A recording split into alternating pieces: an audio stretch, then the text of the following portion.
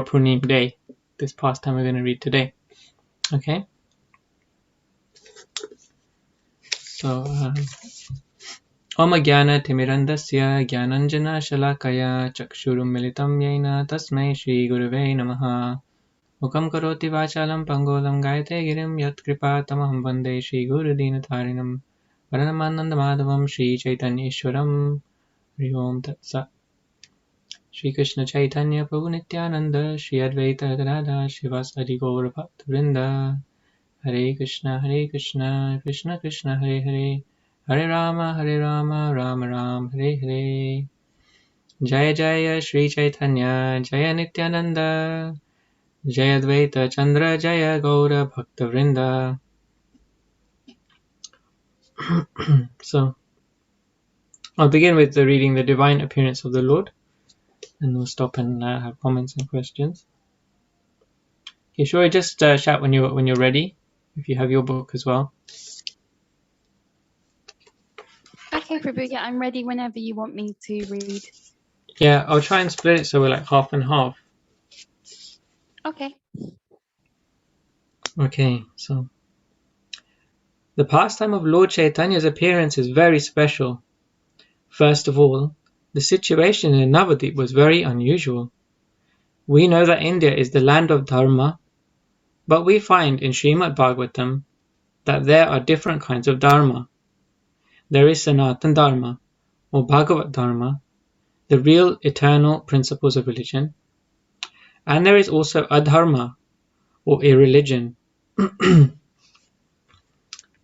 Okay, so this is a very important starting point, because the reason that the Lord appears age after age is to do what? Does anyone know? Why does Krishna descend in his different avatars time and time again? It's what he said in the Gita, Paritrana and Sadhunam Vinasha Jadishkritam Dharma Sansthapanarthaya Sambhavami Yuge Yuge. That's right. Okay. And what does it mean for those of us who don't speak Sanskrit so fluently? Well, I don't either, Prabhu. So it's whenever there is an abundance of irreligion, the Lord descends to protect the sadhus or the devotees, Yes. and protects them against the non-devotees, and establishes dharma. Yeah, that's exactly it. So, as is mentioned here, Krishna, same situation here, that because of Adharma, Krishna will appear as Chaitanya Mahaprabhu. And actually the verse, the one before what you quoted, Panchali, is Yada Yada Dharmasya Prane Bhavati Bharata Abhutanam Dharmasya Tadatmanam Srijamyaham, where Krishna says that he himself appears to establish religion in wherever and wherever there's a decline of religious principles. So both verses are significant. So Jayapataka Swami in this reading, he's saying that there's two kinds of Dharma, or different kinds of Dharma. We're going to explore those a bit more, and then we'll explore why the situation in Navadvip was unusual, as it said here. So I'll continue. Now, increasingly around the world, there is also Upadharma, which is something like Dharma, but it is a fake Dharma or imitation Dharma. Upadharma describes secondary religious principles, mostly different kinds of superficial things, like people do Hatha Yoga. Some are claiming it as religion, but they are doing it just for good health. Not everyone is doing it for a spiritual purpose, although it is originally meant to be a basis for spiritual advancement. So like this, there are different kinds of practices, which are actually not the real Dharma. So it's getting into a little bit more now. We can see that there's something called Dharma, there's Upadharma. In fact, I was just reading recently in the Srimad Bhagavatam, in the 7th canto, in the 15th chapter, in text number 12, there's a discussion where there's 1, 2, 3, 4. There's 4 different types of irreligion. It's quite interesting that related to this, because if we don't know what irreligion is, then how would we know what real religion is? How would we know what Sanatana Dharma is? If there's, in this day and age, there's so many cheating varieties of religion. So there it's explained that there's something called Vidharma, Parodharma, Upadharma, and Chala Dharma. Yeah. So one of them is mentioned here, Upadharma.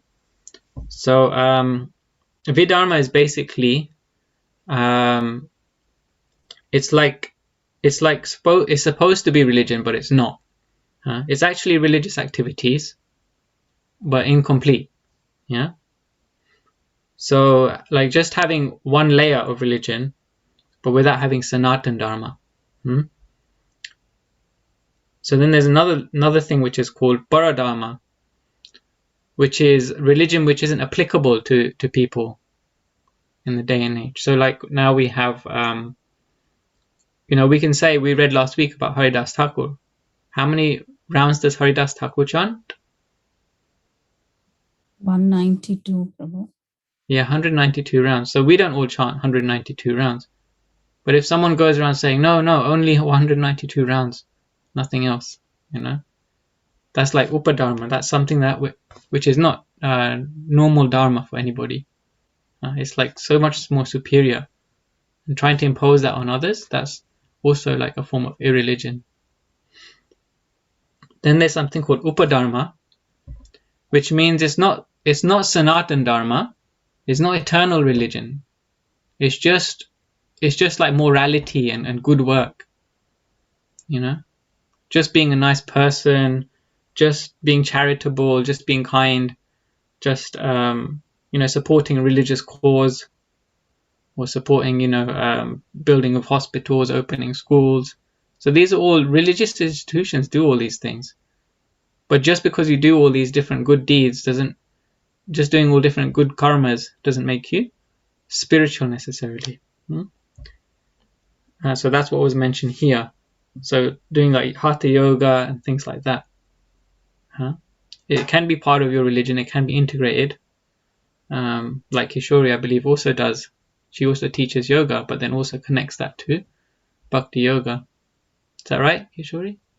Or am I mistaken? Yes, Prabhu. Yeah, that's right. So you can connect it to, just like Dhruva Maharaj, right? He's an example of someone who perfected his life, starting from the hatha yoga levels and then going up to bhakti. And then the last one that's mentioned in this verse of 7th canto is called Chala Dharma. Chala Dharma is basically just cheating religion, where someone is saying that this is religion, do this, and they know it's not even in the scriptures. It's not even connected to religion. It's not even connected to good activities. In other words, it's like completely bogus. Yeah. So people say, sometimes you find in India, people will say, you can worship this tree because God is in everything, so you can also worship the tree. God is also in the tree. This type of thing goes on. So they've taken like a principle or a sub-principle, and then they've just made it like everything. Yeah. And this is how you get what's called Apasampradayas, which we'll read about later in this Gauranga book, and also in other pastimes of the Lord. Because this was very prominent in this time in Navadvip. Is that okay? We can continue. Just before Caitanya Mahaprabhu came, people were mad about these superficial religious activities, which are actually just materialistic, not really spiritual. People were more interested in worshipping devas and devis, rather than Krishna and Vishnu. People would marry their daughters with big festivals, and that was considered like a very big religious ceremony. Of course, marriage is an important ceremony, but it is not the highest principle of spiritual life. The people were doing the marriage of their daughters like a big festival, just to show that theirs was the richest, nicest marriage in town, to show off that their family had a more aristocratic, more glorious, more spiritual, more religious. So like that. So can anyone relate to that? As you know, this is kind of like the summit of religion these days, huh? Like you go to big fancy weddings, yeah, and no one really knows what's going on in the wedding, isn't it? The priest is doing some kind of puja over there in the corner, and everyone else is over on this side having a big chat, and waiting for drinks to be served or feast to be served or whatever it is, and they're already discussing, oh, this such and such is going to have their wedding next, right? Has anyone experienced that, or just me? That occurs on a lot, Question, Prabhuji. Prabhuji. Huh? I have a question, please. Question, yeah? Okay. Should I ask now or should I wait until later? Sorry? I couldn't Shall hear I your question. shall I ask now or shall I wait until later? Well, you know the format. We just ask as we go along, right? Ask your question Okay. in one sentence. I can't do it in one sentence. It's about the 4 types of religion you just mentioned, and The I 4 was types just of irreligion, yeah? irreligion you've just mentioned. And in the olden times, sometimes young girls would be married to the devas and the devis, just like you mentioned. People used to worship lots of devas and devis, and these young girls, they used to be married to the devas, and they used to I don't know, they were called they were married to the deities, and they used to live in the temples, and then they used to be Devdasis, or they were called something of the sort. I can't remember now, but they were married to the temple as such, and they couldn't marry any man as such. And that was done by the priest, and then that was accepted because that was ordained by the priests. But it's a kind of irreligion, isn't it? Those girls were just being exploited, just for. So where would you place that? What kind of irreligion is that? That doing wrong in the name Yeah. of religion. So that's like Vidharma, It's not really Dharma. It's something that's said to be religion, but it's actually not religion at all.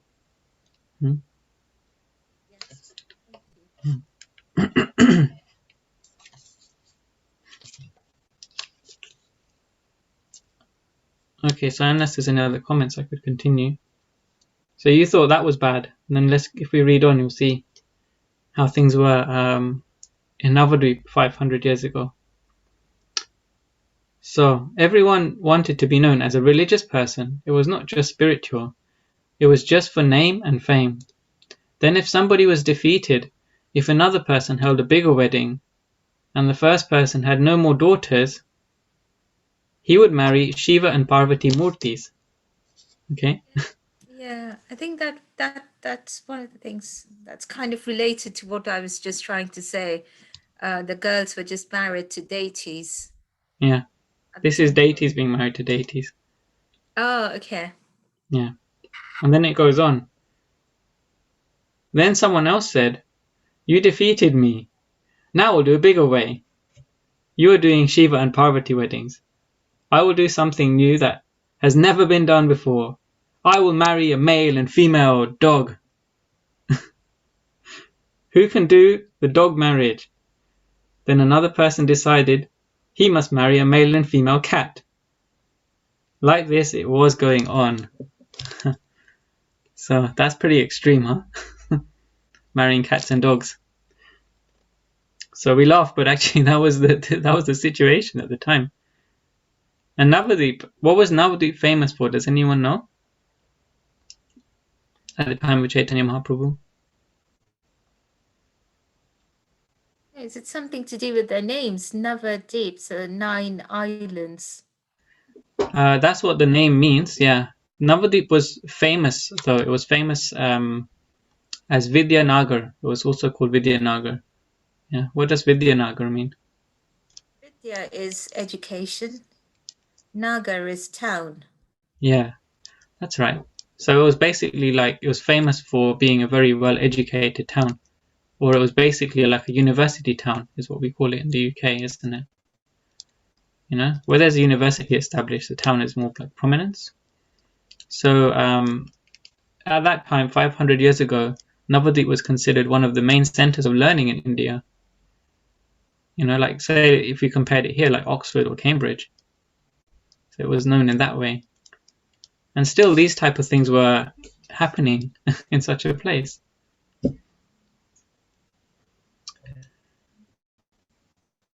So all the Vaishnavas were saying, what is this? What is all this? What does this have to do with a religion, or spiritual life? People were just doing big pujas to get material benefit. Hardly anyone was worshipping Vishnu. And no one was chanting the holy names. In fact, they were saying that chanting would destroy the power of the holy name. The only time they were allowed to chant was while bathing in the Ganges. People were saying that the Ganges is pure, and otherwise, in an impure state, it is not appropriate to chant. In so many ways, the material atmosphere in Navadvip was increasing, and although superficially it was very religious, it was really 0.0 something %. Just in name it was religious. They were actually doing the fire yagya for their pet cat or dog. There was no real possibility to please Vishnu. Yagyas are for the pleasure of Vishnu. That was the problem. Okay. So a significant point here mentioned about the holy name, isn't it? And I think this is still kind of the understanding of some religious groups in India. What was mentioned here about the holy name? Do you remember as I was reading? What were people saying about the holy name? The effect of the holy name?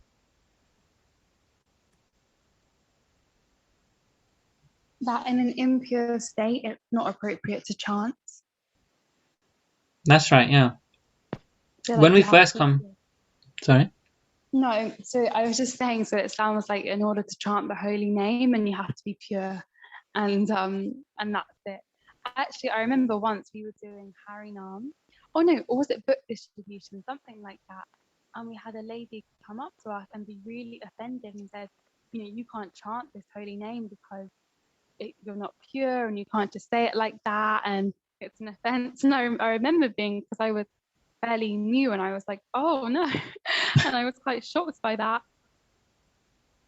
Yeah, people still have that. That's still a common understanding. It's still a common misconception that that you have to do so many purificatory activities and then you can chant the holy name. People think that holy name, chanting japa or chanting the names of Vishnu, it's still another ritual. It's just another ritual, just like all the other rituals.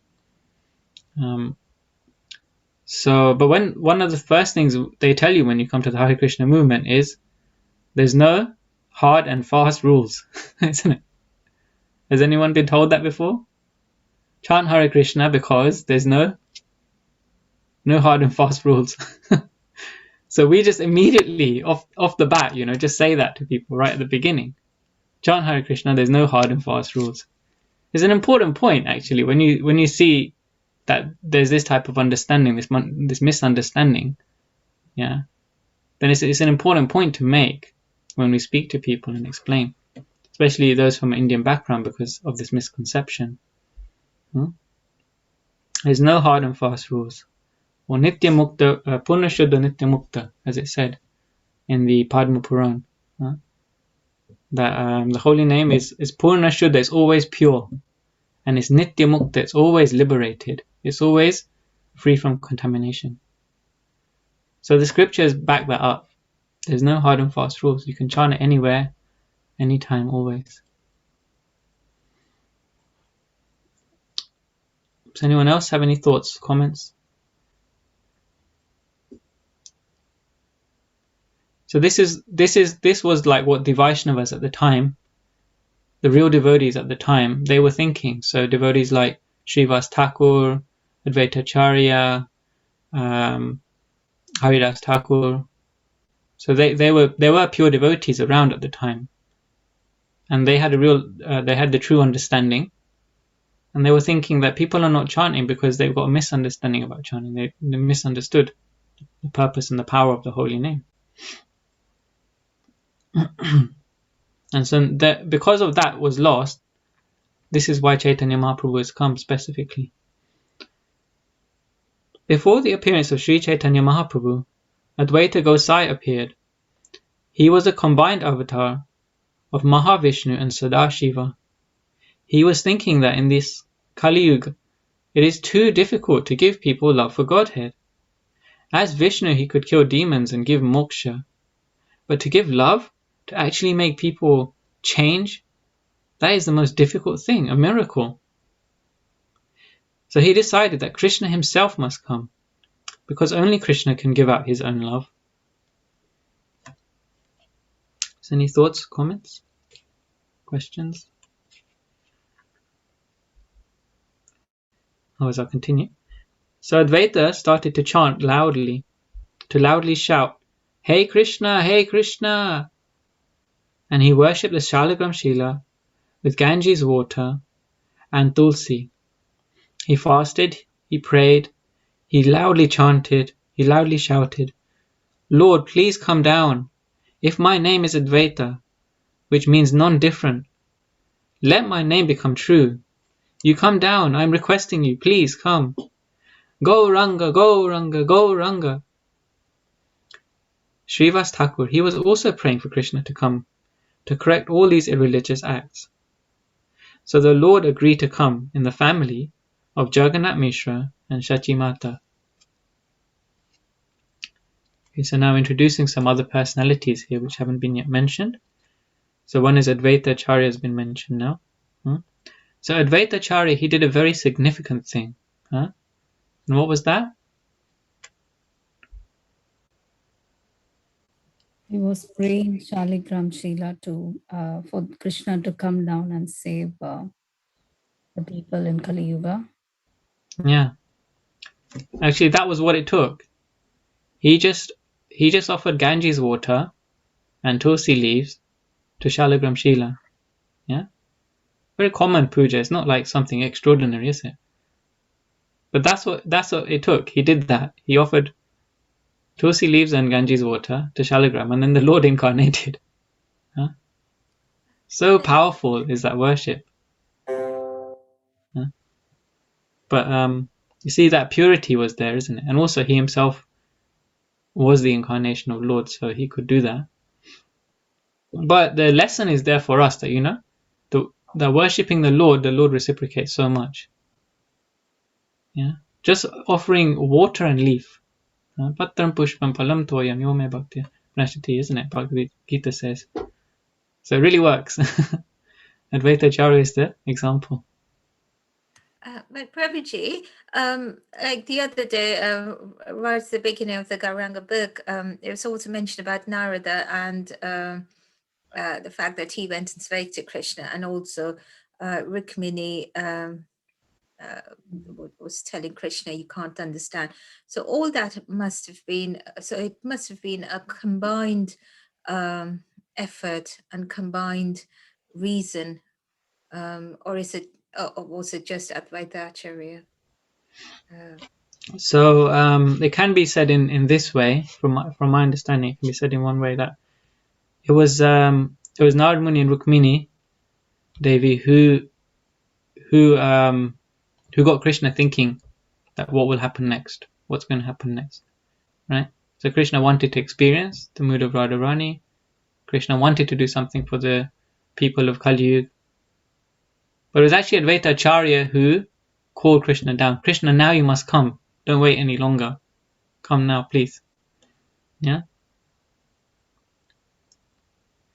So there's many personalities involved, and of course here Srivas Thakur is mentioned. And who is Srivas Thakur? Narada Muni himself. There we go. See.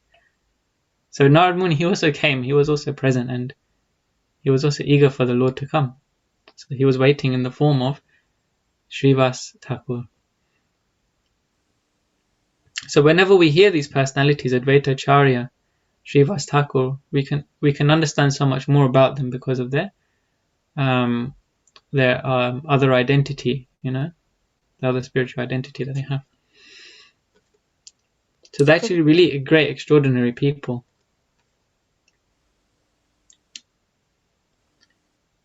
Prabhuji, Hare Krishna. Hare Krishna.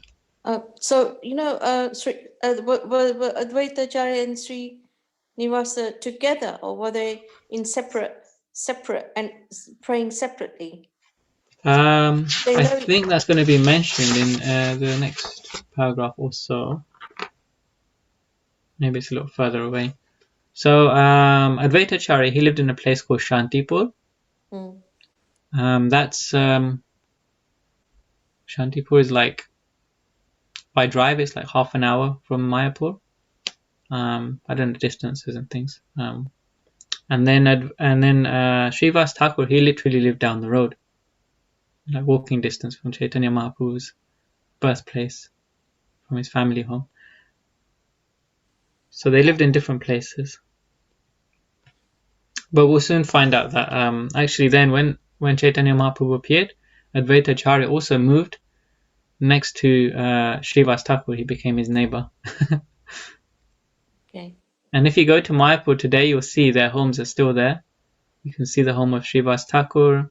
Then next to that is Advaita Acharya's house, and next to that is Godada Pandit's house. And then Caitanya Mahaprabhu's family home is there as well. Thank you.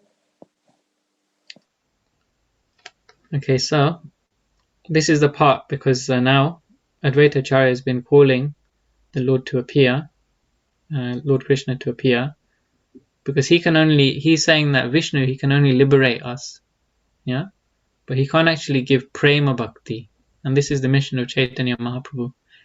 So there's this prayer we say every day, several times a day, when offering food. What is that prayer to Caitanya Mahaprabhu?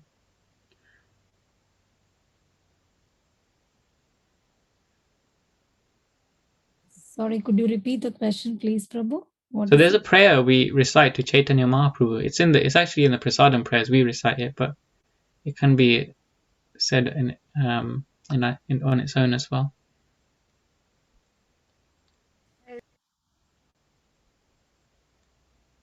Shay Nam, Shay Amrita, I can't remember now. I mean the prayer to offer, the offering bhoga.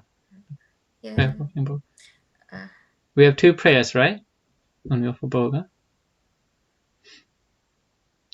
So the first one is Namo Mahavadanyaya Krishna Prem Pradayate Krishnaya Krishna Chaitanya Namne Gauratishe Nama. So this is significant, because this is Advaita Acharya. He's saying that I can't give love of God to anyone. I can only liberate them. I'm Vishnu. I'm Sadashiva. I can't liberate anyone. I can only liberate. I cannot give love. I cannot give Krishna Prem. So in this prayer, it's very significant, because we're approaching Caitanya Mahaprabhu in that mood to give us Prem. Namo Mahavadanyaya, you're the most merciful personality, and I bow down to you, because Krishna Prema Pradayate, because you're coming to give Krishna Prem. And how can you give Krishna Prem? Because Krishna is Krishna Chaitanya, because you are Krishna Chaitanya, and you're not different from Krishna. Namne Gauratishe Nama, and then I bow again to you, because you come in this golden complexion, the mood of Radharani.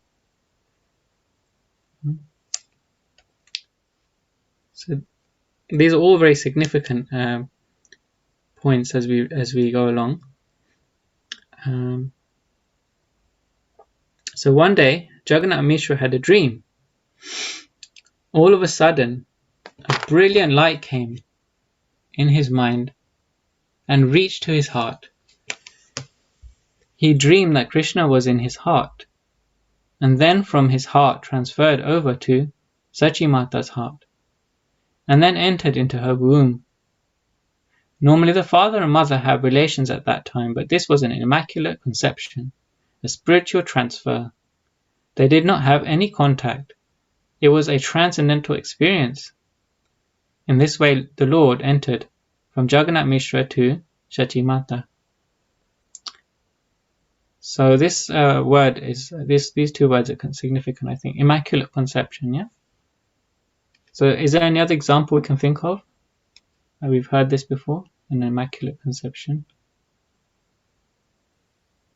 We also did this in the Krishna book, didn't we? The birth of Krishna. That's And it right. was the And who were same. the parents there? Would anyone else like to say that? Vasudeva. Devaki, yeah. Devaki and Vas, Vasu, I've forgotten. yeah, Correct. that's right, Vasudeva, yeah, and Devaki. Vasudeva. Yeah.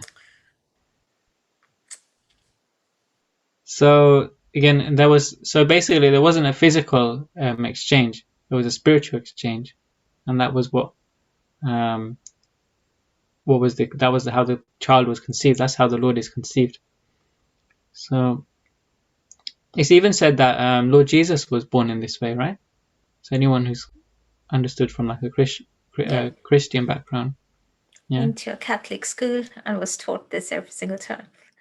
yeah. So I thought that was interesting because even in the Christian conception, there's the idea that Mary and Joseph, they had Immaculate Conception also. So it's like an extraordinary thing. But actually the Lord can appear in any way he wants. Huh? Like how did Narasimhadev appear? Who was his parent? Who was his mother?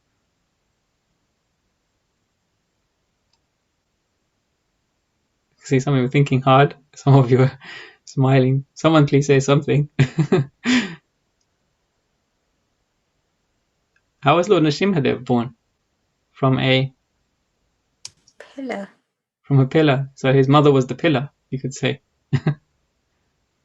Huh? We were just reading so those of you who are in the our Srimad Bhagavatam group, yeah, we've just been reading the pastime of Maharaj Prithu, right? How was he born? Do you remember hearing about that in the last couple of days? I think Nimesh might know because he's been posting the audios. Hi, Bol Nimesh, by the way. Sorry I didn't welcome you earlier.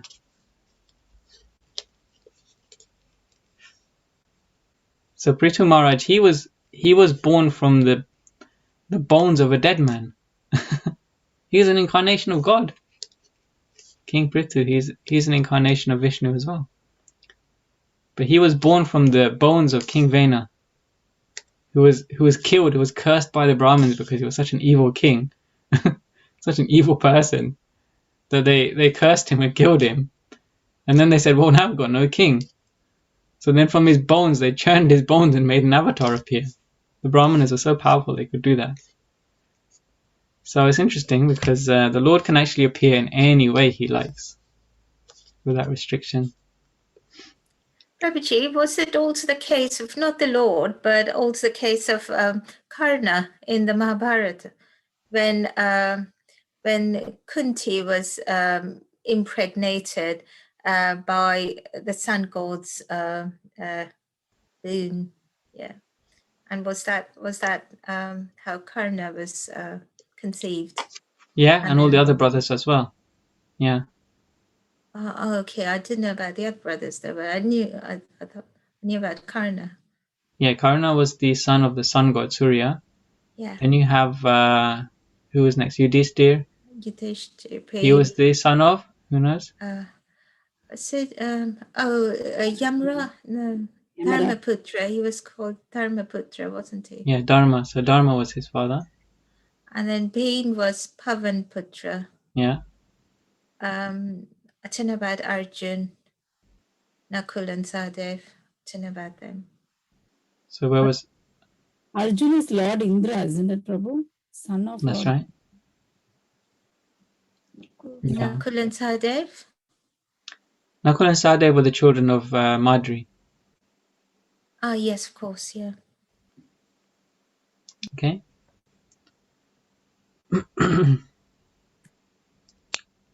Okay, so I'll continue. Then Shachimata found that she was expecting a baby, and her husband was noticing that she had become so beautiful. She looked like the goddess of fortune. People were walking up and saying, Here, my dear Brahmin, take some money. He didn't have to beg for alms. People just walked up to him and handed over money. He was never rich before, but because the goddess of fortune had come to his house, everything was becoming very auspicious. Okay, so you can see that when Krishna comes, he makes all his own arrangements.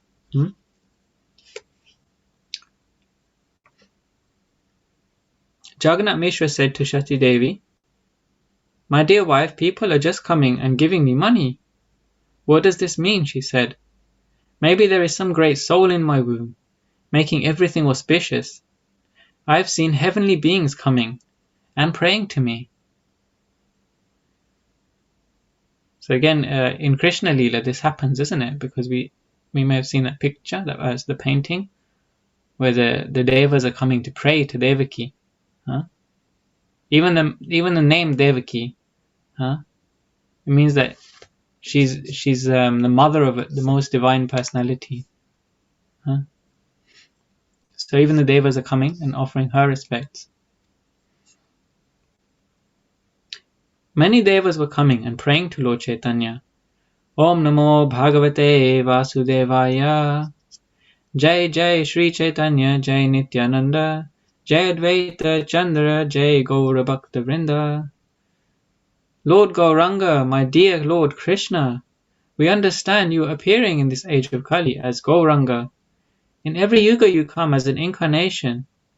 You come and give mukti, liberation. But it is very rare for you to give out love of Krishna. But in this incarnation we understand that you are going to freely give out love of Godhead. So there's many indications, isn't it? The devas are coming, and the appearance of Shati Mata is like extraordinarily beautiful, and all these people are just coming and giving them donations. Yeah. So all these auspicious signs are there when the Lord is coming. Yeah. So I'll continue. We are your devotees from the heavenly planets, and we came here to beg for your blessings. We don't want material blessings. We have enough material things. In the heavenly planets, we have so much sense gratification. We have only two problems.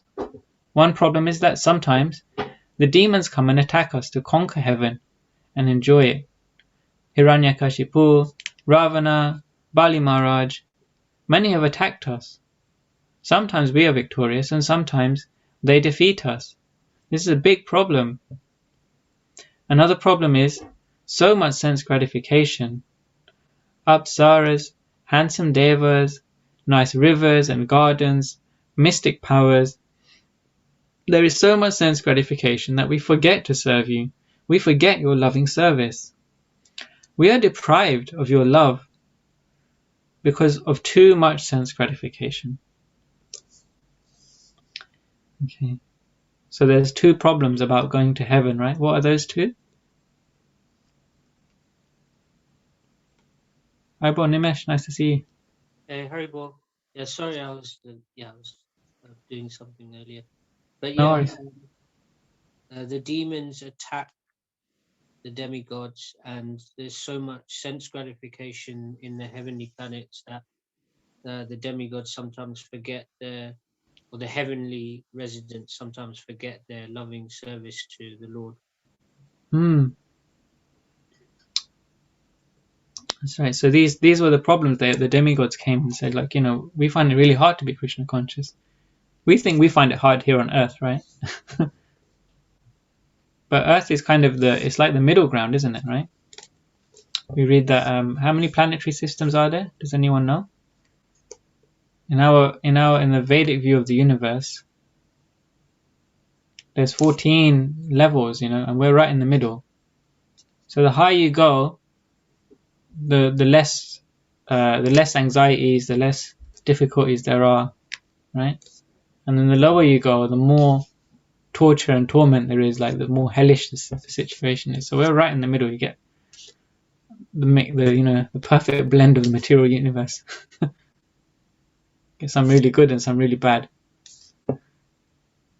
So, okay, Prabhupada said that many of his followers would go to heaven. It is a danger if we are not focused on serving Krishna. But these devas who came to the Lord, they were focused, they were fed up. Now we want love of Godhead, please help us. You are going to appear on this planet and the human beings are going to get all your mercy. Don't deprive us of your mercy. We also want to have love for Krishna. Okay, so these devas, they were quite sincere because they were coming to approach Caitanya Mahaprabhu before he was even born. They were coming to pray to him because they wanted to participate in the pastime. Yeah. So there was an interesting point made at the beginning of this paragraph. Prabhupada said that many of his followers go to heaven. So what's the problem with that statement? Sometimes devotees may read that and think, okay, that's pretty good. You know, if I don't make it back to the spiritual world, I can at least go to heaven. But there's actually a problem with that statement. Not the problem that Prabhupada made the statement, but Prabhupada is actually teaching us that that's a problem. If we end up going to heaven, what's the problem with that? Is it because we come back again to earth? That's exactly it, yeah. So if we go to heaven and we enjoy in the heavenly planets for, the lifetime of a deva, then we'll find that if we come back to earth again, then the movement of Caitanya Mahaprabhu, the movement of ISKCON that Srila Prabhupada established, which extends for 10,000 years, would be over, finished. Right? If we were to come back down to earth after a lifetime in heaven, no more Caitanya Mahaprabhu's mercy. Right? We'd just be under the stringent grip of Kali Yuga. So it's important for us. It's so important for us to take advantage of the mercy of Caitanya Mahaprabhu, the mercy of Srila Prabhupada, and the present gurus in ISKCON, because if we don't get back to Godhead in this lifetime, it's understood we can go to heaven. Prabhupada has made that statement. We can go to heaven and live there happily for, whatever thousands of years it is, but then we'll just come back here again. When the movement of Caitanya Mahaprabhu, the easy way to get back to Godhead, chanting Hare Krishna, will no longer be available. Prabhu, I don't understand this. So does it only it's only for 10,000 years and not the entire Kali Yuga until Kalki appears? That's right. So Srila Prabhupada has also predicted that there's a certain portion of the Kali Yuga which is like the Satya Yuga. Because of Caitanya Mahaprabhu, it becomes like not just Kali Yuga, but it's like a Gaura Kali Yuga, a golden Kali Yuga. It's like a Satya Yuga within the Kali Yuga. Uh-huh. Yeah. So even if we think things are so bad now, even amidst Corona, the pandemic, this is just like a little sample of what things will be like in the future. So after 10,000 years, the holy name will be lost somehow, is it? Yeah, so then we'll see that the materialistic, like the mission of the materialists will kind of overcome the effects. Well, the effects of Kali will become much stronger, yeah? Because people become less and less and less interested in spirituality. In some ways now we find that when there's struggle and difficulty, people do come to spiritual life. People do look for solutions, spiritual solutions. Yeah. Has anyone had any experience of that? Has anyone found like people have spoke to them or become more interested in Krishna consciousness or just general spirituality lately? People taking up meditation or yoga or just trying to be better in their well-being, or people are trying to chant. Devotees are trying to be more serious in their spiritual life. When I used to do guest greeting at the Soho Temple, we got lots of guests who would come and say the same thing, that they felt disturbed or they had something going on in their lives, and they took to spirituality. And also their way of spiritual, I mean, it got down to, my God versus your God, and why is Krishna greater than my God? And so we had to say, no, there is just one God, and we just talked about what we were told to talk about at the time. But yes, it was very, very much out of distress and wanting a relief from that distress and anxiety and stress, and they took shelter in spirituality. Yeah. So we see that's still kind of there to some extent, isn't it? But that will decline in due course of time.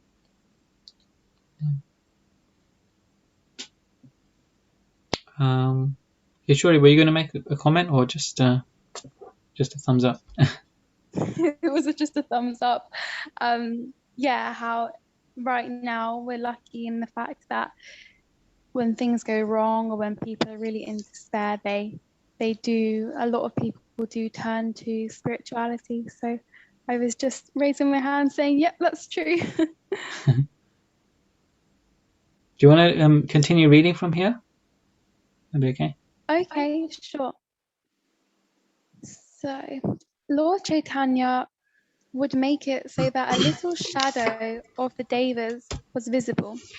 Mother Sachi said, "What is this? Who is in my room? Nishimha protects me. Some evil spirits are coming here."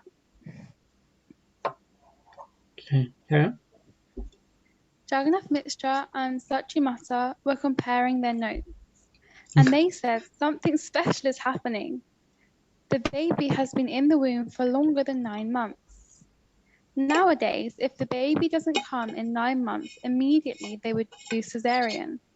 But the Lord was in the womb for 13 months with no cesarean. One reason why he had to appear 500 years ago.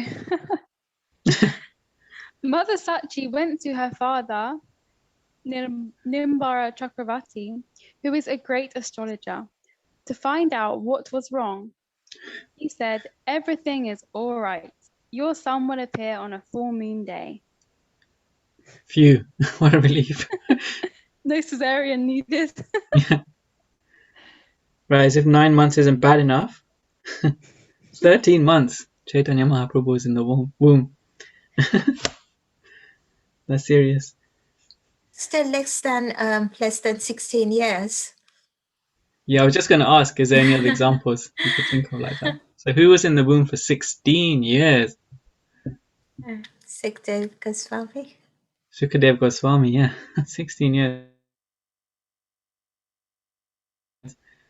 And what did he do when he was born? Do you remember He's rushed to the jungle. Just didn't want to be absorbed by Maya at all. that? Yeah. So see you later, mum and dad, and then he was just off into the jungle. Right? So Caitanya Mahaprabhu didn't exactly do that. As Nilambar Chakravarti says, everything is all right. It's all going to be fine. So then maybe they were thinking, like it could be a situation where he's just going to run off, like be born after so many years, and then off he goes. So they were concerned for 3 reasons. Of course, one of them being that he was in the womb for 13 months.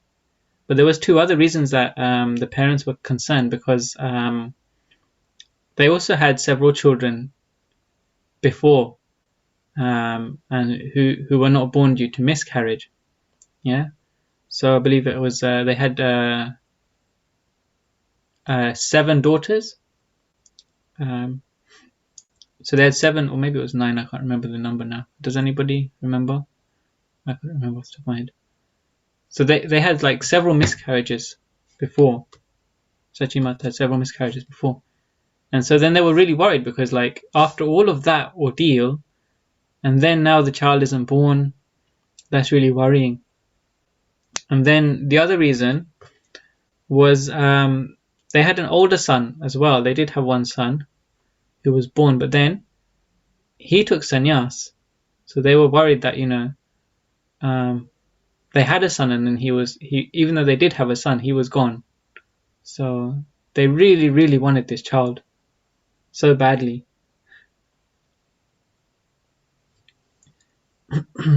Now, another name is mentioned here, which I'll just touch upon.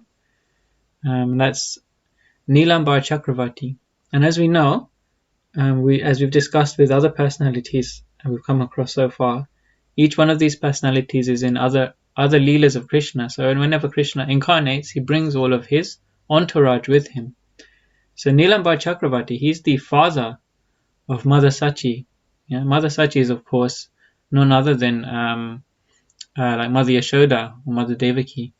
Yeah, but in this pastime, Nilambar Chakravarti is actually the incarnation of Garga Muni.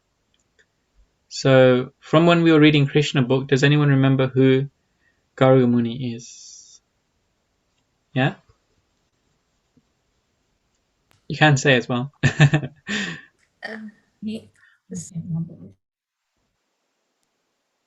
Sorry, it cut out. Mataji, you carry on, that's fine. No, Mataji, I've been talking too much. You go ahead. No, it's okay, Mataji, you carry on. Everyone's so humble. So he was the one who predicted. So when Krishna was born, and then Nanda Maharaj called a priest. So they used to do,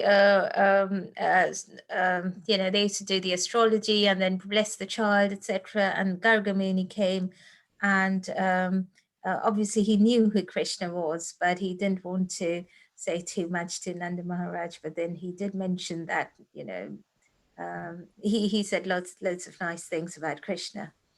But in his head, he knew that Krishna was the Supreme Lord, although he didn't reveal that. Yeah, he was the master of ceremonies. He did a secret ceremony, secret name-giving ceremony, the cowshed of Nanda Maharaj, yeah, in the Goshala.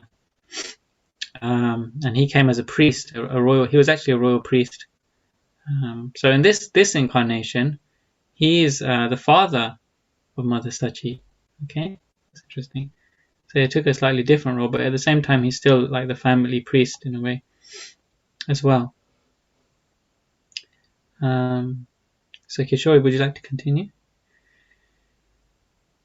On the holy day of Lord Chaitanya's appearance, it was the full moon Purnima day, and also a lunar eclipse. The Vedic system is that when an eclipse comes, you become contaminated. So the Hindus go to a sacred river at that time and chant the holy names of the Lord to counteract the contamination. So almost the whole city of Navadvip, thousands of people all went to the Ganges, and they were chanting Govinda, Govinda, Hare Krishna, Hari Bol. Right. And do you want to read the next one as well? The Muslims were watching and saying, what are these Hindus doing? They're chanting Hari Bol, Hari Bol. They are chanting Hare Krishna. So, although they did not have faith, they were also chanting. They were making fun of the Hindus, but somehow or other, they were also chanting. The sound filled the air. Right. So, so Caitanya Mahaprabhu, he was born on a Purnima day, which means full moon. Yeah. Or as we call the appearance day of Caitanya Mahaprabhu, Gaura Purnima. Yeah. It's also another festival that's celebrated in India on the Falgun Purnima. Does anyone else know what that festival is? Holy. Huh? Holy. Holi, yeah. Holi is also celebrated on Falgun Purnima. Yeah. And what happens on Holi, just to expand this pastime a little bit? So it's a festival of colors, isn't it? And I suppose it's one of Radha and Krishna's pastimes in Vrindavan. Yeah, it's the day they celebrate Holi as well. But do you know what the origin of that festival is? Yeah. No? Does anyone know? Is it something you burning? You burning? You. It's some. Halika. That's it. Holika. Yeah. Yeah. So she's the like not a very. She's like a demon. Yep. Is that right? Okay. Okay. Yeah. Uh, Anyone else? So yeah, that's right. So holy, the name holy comes from the name of Holika. Holika is the sister of Hiranyakashipu, yeah, or in other words, the auntie of Prahlad Maharaj, if I'm not mistaken. Okay, so her significance is that we know in the pastime of Prahlad Maharaj, in the pastime of the Nrsimhadev Leela, Prahlad was attacked in so many different ways, in so many different occasions, by his father, by the order of his father. And on one of these occasions, he had asked, Hiranyakashipu had asked his sister, Holika, to, because she was also a tantric or mystic yogi, she also had mystic power, she attempted to burn Prahlad on one of the occasions. And so because of that burning, it's remembered through the festival of Holi, because Prahlad Maharaj could go through the fire without being affected. Because of the power of the remembrance of Krishna, Prahlad Maharaj is known for remembering Krishna, Krishna Smaran. Then, because of that remembrance, the fire couldn't touch him, the fire couldn't harm him. Yeah. So that also happened on this particular day, the same day that Caitanya Mahaprabhu appeared. Of course, like many things, we remember the festival for the colors and all the fun that we have, but there's also a spiritual significance to it too. And of course, yes, it's celebrated in Vrindavan by the Brajbasis, who also play with color on that day.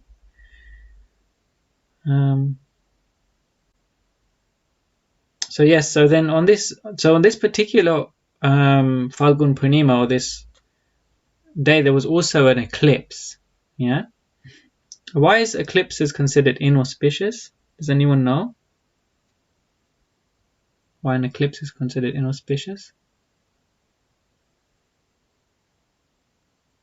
You could probably guess, right? If the moon, like, if they didn't have electricity in those days, and you're pretty much dependent on moonlight, and the moon, it gets eclipsed, yeah. What does that, like? What's going to be the effect of that? it's going to be complete darkness. Going to be completely dark, right? So that's not very auspicious. It just on that level, right? Just that darkness. And the reason that even happens, according to our Vedic teachings, is because of the power of one particular planet known as Rahu. Yeah. So that's a whole big pastime, which I don't think we'll go into today. But you can read about that in the 8th canto of the Srimad Bhagavatam, where the demigods and the demons, they were being distributed this nectar, this immortal nectar, and this is why the demigods, they have such long lives. And one demon snuck in and managed to get the nectar, but the Lord cut his head off, and he became as powerful as the other planets. Yeah. So like the moon planet or the sun planet, who got this nectar, this demon also got this nectar, and he has the power to now eclipse other planets. And so he became known as Rahu, the Rahu planet, who is actually the reason for these eclipses. There's basically a demon planet that comes in and eclipses the sun and moon, and that's why it's considered inauspicious, because the influence of that planet becomes very strong during these eclipses. And so that's why people would then go, during the eclipses especially, they would go into the holy rivers, because they believe that the rivers are pure, so they won't be under the influence of Rahu, and they would chant the holy names. Yeah. So that's what was happening, because they just took it as a ritual that, okay, some inauspicious thing is coming, so then let's do something auspicious to counteract it. Yeah. So you have some bad karma, then okay, let's try and deflect that bad karma. It's another way of, you know, managing your material karmic situation. So unless there's any comments, questions, we'll continue. Jayapataka was thinking, they say this eclipse is inauspicious, but look how everyone is chanting the holy name. This is very auspicious time. Everyone is chanting Hari Bol, Hari Bol. Right, so devotees, they have a different point of view altogether, because devotees are not considered, they don't consider what is auspicious and inauspicious, what is pious and impious, what is, you know, what is karma and vikarma, you know. So Srivas Thakur, he had a different reflection on this, isn't it? So why did he say it was auspicious? Because they're chanting Lord Hari's name. Okay, and so then, why is that auspicious? Because people will, by chanting, they'll come closer to Krishna. Okay, so is it really, is it just auspicious then? Is it like just the same as just, you know, if you've got some negative thing in the material world, then you've got a positive thing to counteract it? Spirit is spiritual. Yeah, so he was seeing it for what it really was. That the chanting of the holy name is it's actually transcendental. So it doesn't belong in this category of auspicious things, of good things in the material world, of inauspicious things, of, you know, things we should avoid in the material world. He was looking at it from what it really was. It was actually completely transcendental. So it's really important to know this when we chant. We're not just doing something which is, you know, going to give us material benefit. It's not just something that's going to free us from suffering. It's not just going to liberate us from any misery, but it's actually a transcendental activity. Chanting is actually connecting us directly with God, with Krishna. So he was very happy about that, you know. He was like, forget all this, you know, auspicious, inauspicious stuff. These people are like, you know, directly connecting with God. It's amazing. And even the non-Hindu or the non-followers of Vedic religion, even they were chanting, right? Just in fun making, you know, in a jovial kind of way. Okay, do you want to continue now? In this way, the whole town was filled with the holy name of Krishna coming from the Ganges. So Srivas Thakur and all the Vaishnavas were very blissful. Normally, the people wouldn't chant loudly the names of Krishna. Smarta Brahmins said it was offensive to chant the holy name aloud, that the name would lose potency, and since the people were impure, they shouldn't chant the name aloud. But when they were in the Ganges, it was allowed because the Ganges is purifying. So everyone was chanting all the time. Yeah, so here this is another example of what we read in the beginning of like Chala Dharma, yeah, or cheating religion. That there were Brahmanas, even the Brahmanas, they were saying that this, you can't do this, you shouldn't be doing this, you shouldn't be chanting, because you're going to, you know, decrease the power of the sacred vibrations. So they appreciated the holy name was powerful. They appreciated that the holy name was a religious activity, but they didn't really appreciate what the holy name was, that it's non-different from Krishna. And that because the holy name of Krishna is the same as Krishna, the Nam and the Nami, Krishna and his name are non-different. They didn't really understand real religion, real Sanatana Dharma. And this was the kind of thing that was being taught prominently at the time. Yeah. Prabhuji, what did they chant? Because the chanting Hare Krishna, the mantra, that came from Lord Chaitanya. So prior to him, what names of Krishna were chanted by the people? So Caitanya Mahaprabhu, he didn't invent the Hare Krishna mantra as such. I mean, He gave the Hare Krishna mantra as gave it a new twist. Huh? He gave it a new twist, didn't he? The Hare Krishna, the second line was the first, and the first line was the second. Was it? Yeah, some people say that. I personally have never seen any reference to that myself. People say that sometimes they switch the mantra around or whatever. But some people also speculate that, because Ram was first, therefore we should chant the name of Ram and then Hare Krishna. First chant Hare Ram, Hare Krishna. I have like family members who say, you're from Hare Rama, Hare Krishna, aren't you? They still think of it like that. There's the Hare Rama, Hare Krishna temple. But I don't think there's any scriptural reference. People look at it one way or another.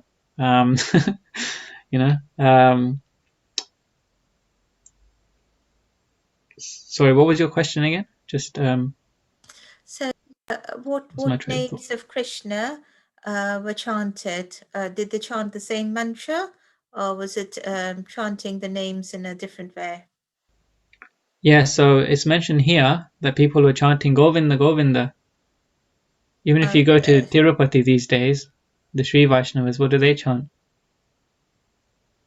They chant Govinda. Amu Mataji. You're on mute, so we can't hear you. Yes, Prabhu, they chant Govinda. Yeah. So even you see other Vaishnav groups, they chant holy names. Srinivas, Govinda, Govinda. Yeah. Anything else? Any other names?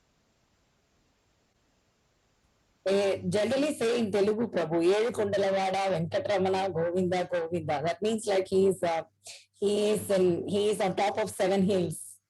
So yeah. they say that Elu Kundalavada, Venkatramana, Govinda, Govinda. Wow. What language is that in, Mataji? That is Telugu, Prabhu. Telugu, yeah?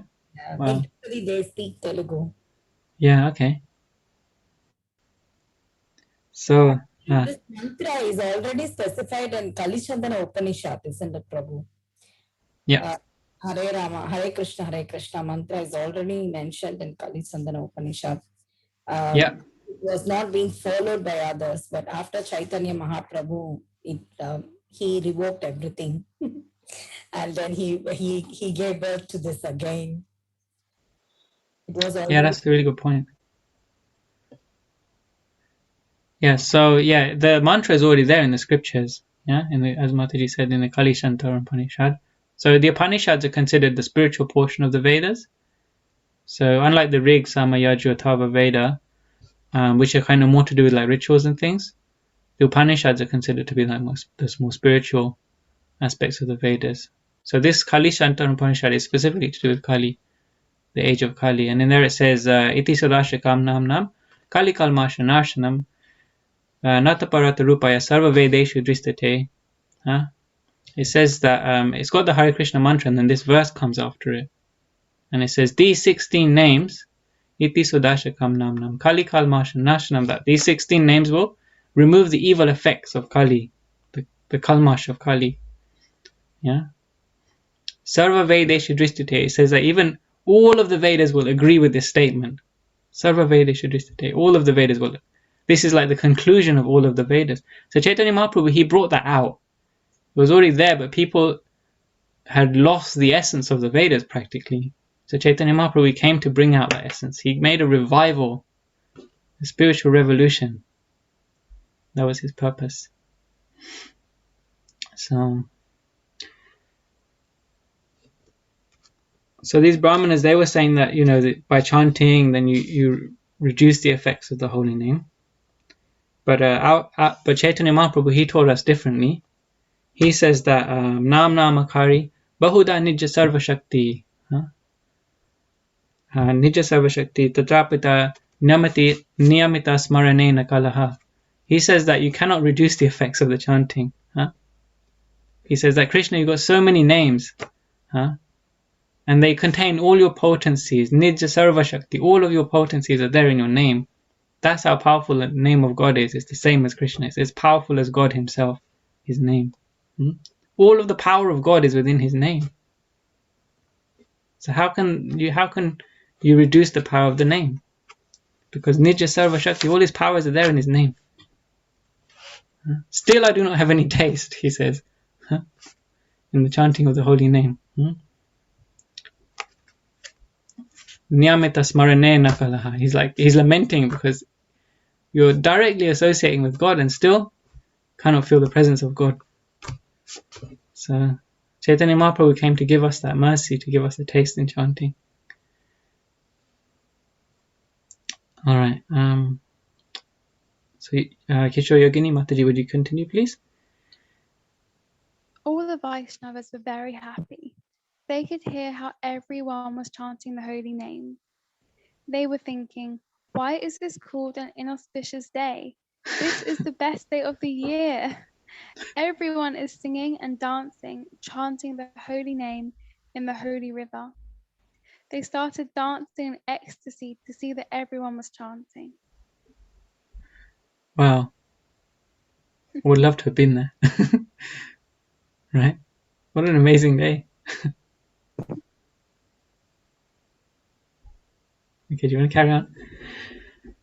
So at that time, Lord Chaitanya appeared to come and give his mercy.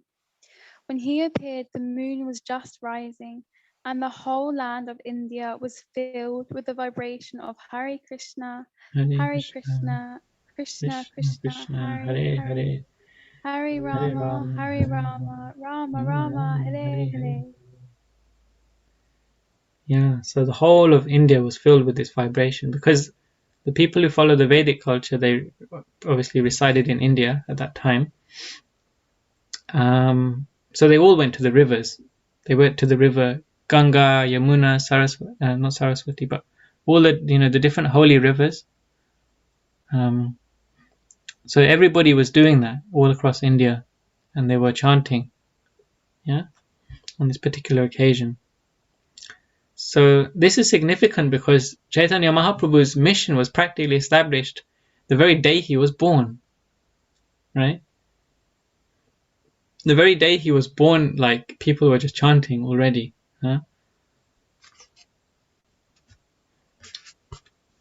amazing is that? Okay, do you want to continue, Mataji?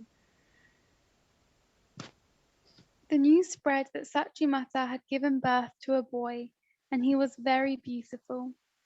He was golden in color. So all the neighborhood ladies came by to see, and the Brahmana ladies were putting kusha grass on his forehead and sprinkling him with rice colored with turmeric powder. It was a very happy, festive time. Okay, if you just want to read the next one as well, please. Even some of the residents from higher planets came down to see what the Lord looked like. Devas and Devis were disguised as Brahmins and Brahmanis. Mother Sachi was amazed, thinking, where have all these people come from? Yes, so while all this, while the whole atmosphere was resounding with the chanting of the holy names, there was one significant place called Yogapith. Yeah, does anyone know what Yogapith is? What it means or where it is? That is the place where Caitanya Mahaprabhu was born, isn't it, Prabhu? That's right, yeah. I was just looking at Nimesh because we went there together, I think. Right? Not so long ago. Yeah, they did tell us. Do you have any memories? Yeah, I remember them. I've even been to Mayapur since then, and they did mention what it means, but I've forgotten what Yogapith actually means. Yeah. Bad memory. No worries. Does Pith means a place? Pith means Yeah. Yeah, so Amu Mataji said Yogapith means the place where Caitanya Mahaprabhu was born, right? Or in other words, Pith means place and yoga means to connect. Yeah? So Yogapith is the place where the Lord connected. He entered this universe at that place. Yeah, because yoga also means connect, to connect. So that was the place where Lord Chaitanya connected with this physical world, and so therefore it's called Yoga Pit. So that is like considered the epicenter of the Hare Krishna movement. Yoga Pit. It's a very important place. And what was happening there when the holy names were being chanted all over? We've just read that. Kishori Mata just read that. Yeah. What was happening there at that time? I appreciate this is a bit more difficult if you don't have the book to hand. The Brahmin ladies were blessing Lord Chaitanya's head, was it, with kusha grass? Yeah. I never got to find out. Does anyone know what the significance of that is? Maybe Smita Mataji or Mataji, Panchali, you know? Actually, in India, during those timing, inauspicious timing, they used to put that is called as dadba leaf in that is a language we use. I don't know what is that. So we used to put that in the rice and in all the other places, so that the rays wouldn't affect that rice or whatever the auspicious things we keep it, which we will be using it for regularly. So that, I think that is the one they are talking about. Yeah, kush grass. Yeah, that's right. So here it said that they put the kush grass on the forehead of Lord Chaitanya, and they sprinkled him with rice colored with turmeric powder. Yeah. So these are just various auspicious ceremonies in the Bengali culture. Yeah. It still happens. Yeah. It still happens. Yeah.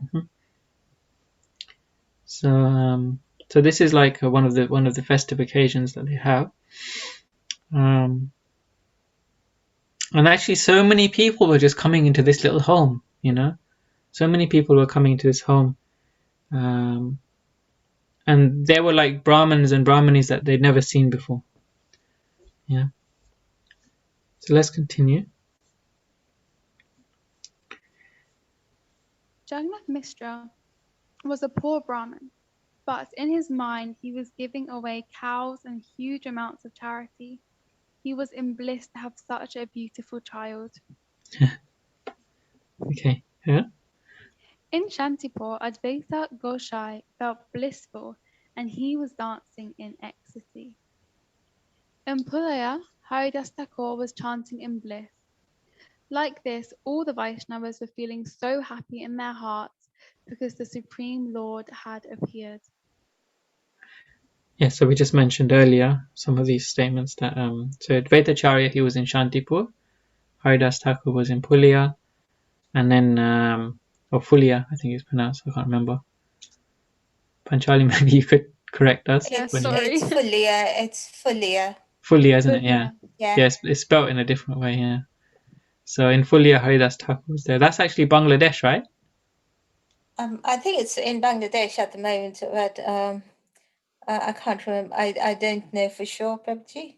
Yeah. But it could be in Bangladesh now. Okay. So we're a little further away than Haridas Thakur was. He was there. Okay, we can continue with the last paragraph of this chapter. The next day, the wife of Advaita Acharya, Sita Thakurani, came to see Lord Chaitanya. She was a very aristocratic lady. Because Advaita was the leader of all the Vaishnava Brahmins, she came with special gifts for Lord Chaitanya. She gave scented oils, auspicious grain, and for protection she gave a tiger's claw. She was so happy to see the baby incarnation of Godhead. So you see, they knew, isn't it? They knew that he was the Supreme Personality of Godhead who appeared. They could tell from auspicious signs that the Lord was going to descend, and they came because of that. So they traveled all the way from their home in Shantipur, which was some miles away, and came the next day. So that means Advaita Acharya and his wife Sita Thakurani. And these are actually auspicious gifts that one could give on such an occasion. So scented oils, auspicious grains, tiger's claw is considered auspicious also. Yeah. So we've kind of lost this culture very much. Now generally when, even if it's like Diwali or some, festive occasion, we just tend to give, bank transfer or, I don't know, credit, what do you call it? Like, store vouchers and things like that, right? Or paper money, different things like that. So, but in the previous times, they would actually give, these very valuable gifts, even if it was in small quantity, and there would be auspicious things to have in the house, things that you would use on auspicious occasions. So if people would just continue giving you all these auspicious things, then it just brings that auspiciousness into your home, and then when you have these auspicious ceremonies, you have all those paraphernalia there with you. It doesn't become a big thing to go and like collect.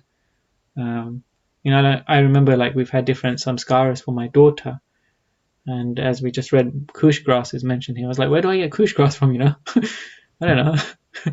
So you have to go and acquire some of this. Some of this stuff is like really difficult to get, especially here in the West. So these are actually wonderful things that we can think about, to gift scented oils and such things. And the tiger's claw is mentioned here. Has anyone heard of that? Giving the significance of tiger's claw? I personally, I don't know. No. I was gifted a tiger's claw when I was a baby as well. I've got, it's like that they wear it as a necklace. It's worn as a necklace. Yeah. I was wondering, Mataji, could you say something more about that? No, Prabhu. Yeah, I do remember that in India they used to put that. But in Mayapur, for Narasimha Dev also has that, isn't it, Prabhu? Narasimha Dev deity, they have it. In the morning darshan, we could see that they would zoom that tiger claw. Yeah, his one is like, he's got two. He's got like, they're like that, one goes each way. He's got like a double tiger claw, and they enshrine it in like a gold kind of a pendant kind of thing. Yeah, so that's how it's normally worn, in a golden kind of pendant, or like, in a jewel pendant or something like that. Yeah, I don't know do you know what the significance of it is? Why it's auspicious? Generally, they say it's for protection, Prabhu. Like they would say, like not any inauspicious thing will come and affect the baby, or any evil things which is surrounding it. It gives protection for the baby. Right. Okay. So it's for protection. Yeah. Yeah. Yeah. I've also seen with my spiritual master Jayapataka Swami. He has that as well. He's got this tiger claw. He wears it all the time. Yeah. So this concludes the chapter, which is entitled "The Divine Appearance of the Lord." Okay. So we're at 9 o'clock now. Just on 9 o'clock. So it's really nice reading with you all. We'll be back on Thursday again for more Gauranga book reading. Yeah. So Tuesday will be Krishna book. If anyone wants to join on the same ID, and then Thursday Gauranga book. Any final thoughts or comments before we close? Just what chance is there of us getting the Gauranga book soon? I don't know. It's not in my hands at the moment. I don't know if you joined at the beginning when I mentioned I tried through different sources to try and get the book, but it's been unsuccessful this far. I don't know, Kishori, if you're able to help in that as well. Can you see if the manor has any copies of the Gauranga book? Yeah, I will. I was just thinking, the manor, or like potentially Reading may even have. I spoke to Vishal Gauranga already. Oh, he doesn't have them? No. Okay, yeah, let me I see. asked him, I asked a few others. Thank you, Mataji. Yeah, thank you. Yeah, I will ask. I'll send a message and see. Yeah, I'll do that. I asked Amit already. He looks after the kind of the stock for the bookshop stock, right? And he said no. He said no, but I don't know if you know anyone else who may be able to help. Is I can it ask the child. available online at all? I'm sure it's available on buy Amazon. Amazon, Yeah. and then we can read on the Kindle. Okay, I'll try that. This is available on Amazon, it seems, Prabhu. My husband is saying. He saw a Yeah. long back, but I don't know now it's available or not. But we could try. What is the full name of the book, Prabhuji? It's called. If all the details are given, I can try on Amazon. It's by Jayapataka Swami. It's called Okay. Gauranga. Gauranga, the golden incarnation of divine love. But I think the actual title is just Gauranga. This is like just a subheading. Yeah. If you search Gauranga by Jayapataka Swami, I'm sure you'll find it. Okay, so we've got a few devotees on the case now. Amu Mataji mentioned she will have a look out for it too. It's available in Kindle, it seems. Kindle, alright. Cool, so if you have that, then you can use Kindle to read. Yeah. Luckily, I found my book, Prabhu. Yeah, I saw as we were reading, there's this like shiny cover being opened. Perfect. Yeah. Okay, so the next chapter is going to be called The Lord Starts His Preaching Mission. Yeah, so we'll do that next week. Okay, so wishing everyone a happy week ahead. Blissful Krishna conscious week. Hare Krishna. Hare Krishna. Thank you. Thank you very much. Hare Bol. Hare Krishna. Thank you, Prabhuji. Thank you, everyone. Thank you. Bye-bye and good night. Bye. Bye. Bye, Mataji's. Bye, Panchali. Hare Krishna, everyone. Hare Krishna, everyone.